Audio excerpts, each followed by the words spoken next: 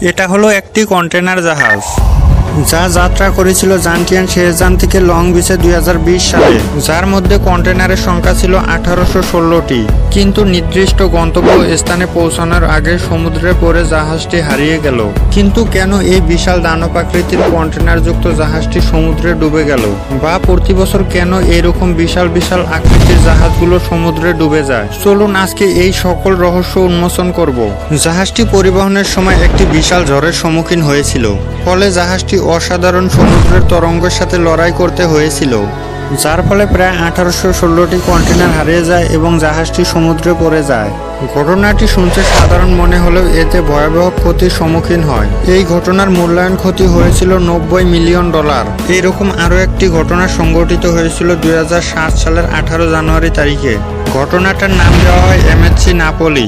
এটি একটি ব্রিটিশ পতাকায় ধারণকারী জাহাজ ছিল, যে ঘটনাটি ইংলিশ চ্যানেল দিয়ে প্রবাহিত হয়েছিল। জাহাজটি সমুদ্রের দ্বারা কিছু ক্ষতিগ্রস্ত হয়েছিল, যার ফলে ইঞ্জিন কক্ষে পানি ঢুকে যায় আর এক জ্বলিত পরিবেশের সৃষ্টি হয়। জাহাজটির এই পরিবেশ রোধ করার জন্য লিমা বাইতে জাহাজটি অকৃত্রিমভাবে ডুবানো হয়। কিন্তু ঝামেলাটি সেখানেই শেষ হয়নি। দেখা যায় জাহাজের অভ্যন্তরীণ অংশে অত্যন্ত বিষাক্ত তেল শুরু হয়ে যায়, যা পরিবেশের জন্য একটি প্রাকৃতিক বিপদ সৃষ্টি করতে পারে। বিষাক্ত তেলের পরিষ্কারকরণ করাটা অতটা সহজ ছিল না, যার জন্য যুক্তরাজ্য সরকারকে মোট 120 পাউন্ড খরচ করতে হয়েছিল। একটি বিশাল পোস্ট প্যানাম্যাক্স কন্টেনার জাহাজ সিঙ্গাপুর থেকে জেদ্দার পর্যন্ত ভ্রমণ করেছিল। ভারত মহাসাগরে সবকিছু স্বাভাবিক মনে হয়েছিল, কিন্তু হঠাৎ প্রথম আবহাওয়ার মুখোমুখি হয়। এর ফলে 17 জুন 2013 সালে জাহাজের মধ্যে একটি ফাটল দেখা দেয়। পানি দ্রুত জাহাজের ভেতরে ঢুকে পড়ে, যার ফলে জাহাজটি ভাসিয়ে রাখাটা অসম্ভব হয়ে পড়ে।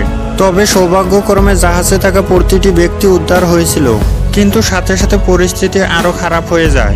জাহাজটি দুভাগে ভাগ হয়ে যায়। জাহাজের একটি অংশ 27 জুন তারিখে ডুবে যায়, আর বাকি থাকা সামনের অংশে আগুন ধরে যায়, যা 11 জুলাই তারিখে ডুবে যায়।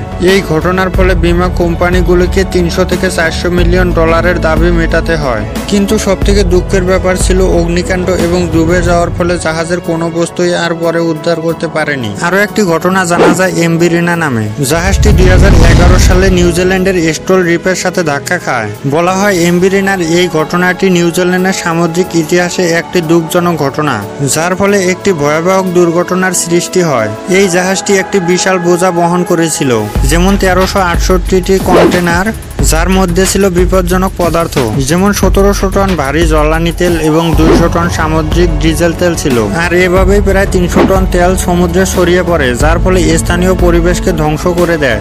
এই ঘটনার ফলে হাজার হাজার পাখি মারা যায় এবং একই সময় মাছের সমৃদ্ধ জলধারা তেল দিয়ে দূষিত হয়। তবে ঘটনাটি এখানেই শেষ নয়।